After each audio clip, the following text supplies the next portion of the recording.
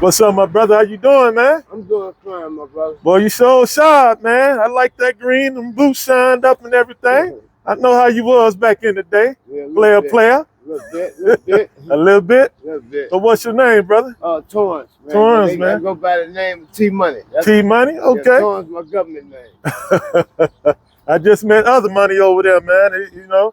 But are you from the city, Chi-Town? Yeah, I'm from Chicago, born and raised. Come from out the village. Come from who? The village. My man. About Jewtown. Oh, Jewtown. Yeah. I ain't heard that in a long time, brother. That used to be the spot back in the day with them good Polishes, man. Yeah. The good Polishes. So right there on the corner on Maxwell. Right. So what high school did you go to? I went to start off at Creek Hill. Creek Hill? Yeah. Where's that at? I heard it. It used to be on Grinshaw and Lytle. Then they moved over there on Jackson to McKinley Building. McKinley Building? Yeah. Okay. All right. Yeah, so tell me a little bit about your childhood, man. Two-parent household, siblings? One-parent household, just me and my sister. My mom had to play the dad and the mom, you know? Brother. We had it easy coming up, though, because she Right. kind of like spoiled us a lot, even though she would take care of us on her own. Right. She used to work for General Electric, you know? Oh, did she? Yeah, and then I guess probably every 8 years, my father come through with a new wife and a new child. With a new wife? Wow. Yeah, and a new child. So he spent more time with his new children after me than he did with me. I think, growing up, never spent one night with him. That's when he stayed in Terrio, Indiana. Right. After that, I never saw him for another 6 years. Really? How did that make you feel, though, man? I mean, resentment and hatred towards me. Still to this day? To this day, it kind of, I had to forgive myself in order to forgive him.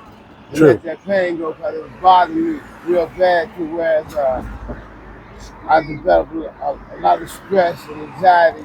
Right. And ended up being diagnosed with bipolar. Oh, wow.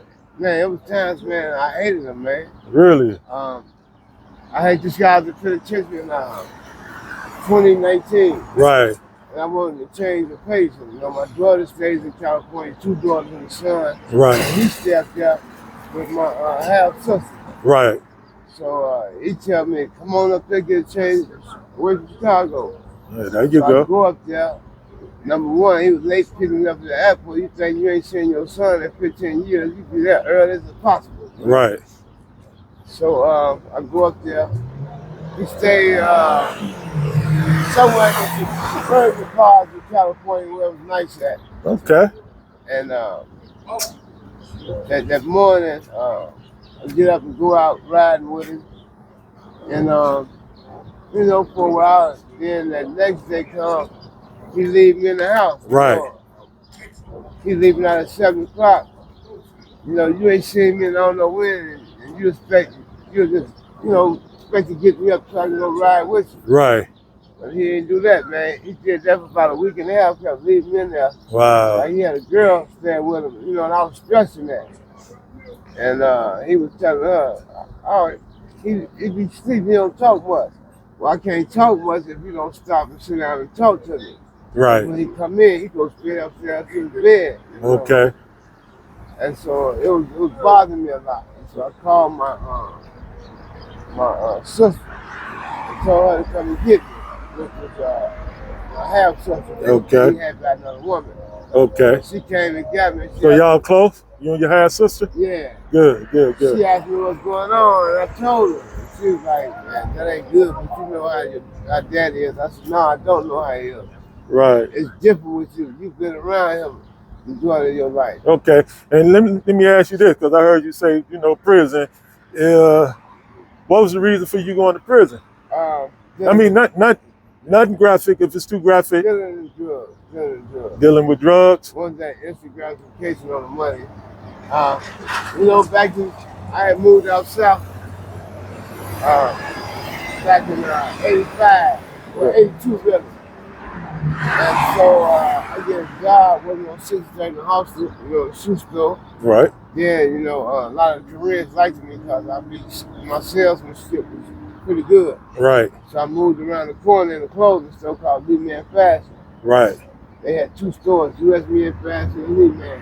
Okay. You said it was 63rd and Halston? Yeah, when I remember that. Strip mall, Right. cars couldn't go through there, only the buses. Right. And so, You went way I back. into this guy that worked in the store. And this when I was hearing about the hustling and stuff, where people buying, drugs and Right. make extra money. Right. And so I had bought my first half a pound of such milk. Right. And I'm selling that stuff 63rd out the store.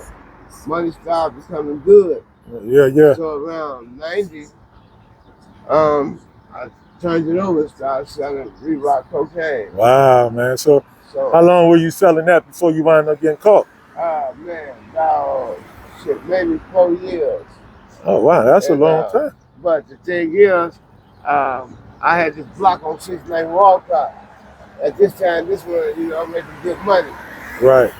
And one of my workers, he gets into a fight with my cousin, and he claimed that he had lost $300 work in that process. So I go drive down on my cousin because I see him standing on the corner because they're working for somebody else. Right. And so I said, man, what's going on with you and Mike, man? Man, so y'all got into it, man. He lost my work. So my cousin was like, man, motherfucker get into it. I slapped the shit out of his ass. That's all that was to it. He was like, don't let him play you, cuz, because that motherfucker ain't lost nothing around. If he did, we would have found it. Right. So I put him in the car with me, and we go over to this joint where I can keep the stuff that was the girl crib. Right. I was over there seeing her for a while. So I'm finna go get some more work to get to him. Well, I'm coming off Damon on 69th. I bust a left on Inglewood on 69th going right. to Athens. Then I busted right on my block on Walcott. It seemed like they was waiting on me because they probably been watching you for a while. When you hit my block, as soon as you pass these 2 houses, there's an alley right there. Right. A strange alley. You think you're going the alley from off of 69th, but you can turn into the alley right there off of my block. Right. Walcott. Right. So as I'm coming, one shoot out to stop me, then there was 2 that came up from behind me. I ain't worried about nothing. I ain't got nothing over but some money. Right. So they searching me. They bust my speakers. Because I had a customized Monte Carlo of 79. Wow. Candy apple blue rag top. Right. And shoes and bows on it. Right. They busting my speakers. Made us drop our pants down to an ankle, and I think that was, when beyond they call it duty. Well, since back when John Burgess was in there? Yeah. Okay. And so I told somebody to go get my kid's mama, so she come and get this money, because I know they gonna try to pull it.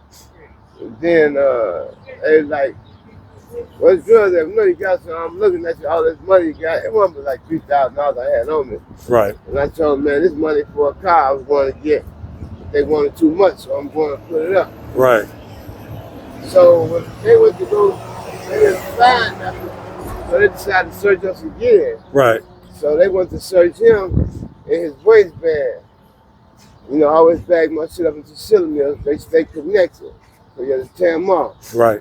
So as they go through his waistband, they pull up a long strip with 20 bags. Wow. They say, thought you didn't have nothing.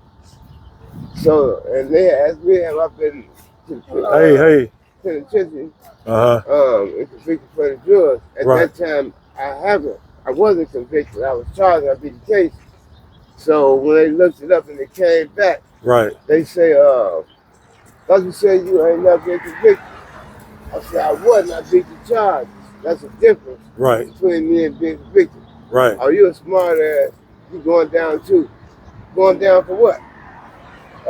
Right along with him.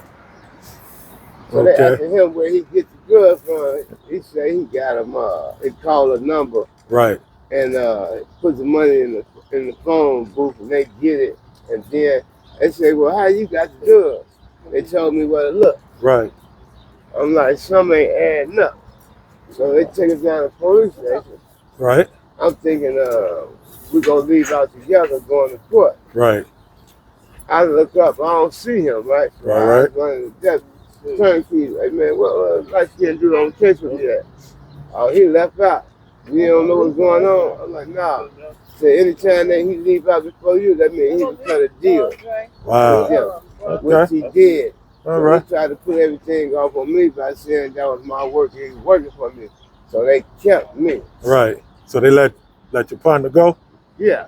Okay. And so he called this guy where I keep the work at and said, T-Bone said, come and get to work. And come find us out. Well, he tried to get found out. And I ain't tell him that. I told my girl, go catch him Right. and get that damn money back. Okay. Okay. And so he did. All right. Well, okay. And Well, that's it. so, and you stayed in there for how long? I got out the next day, I found out. You bond out the next day? Yeah. Well, that's all good, brother. Well, man, I probably, hey, bro, we gonna end it right there, man. Okay. I'm glad you out, man. Nice And to meet you. yeah, nice to meet you too, brother. All right. Yes, sir. Yes, sir.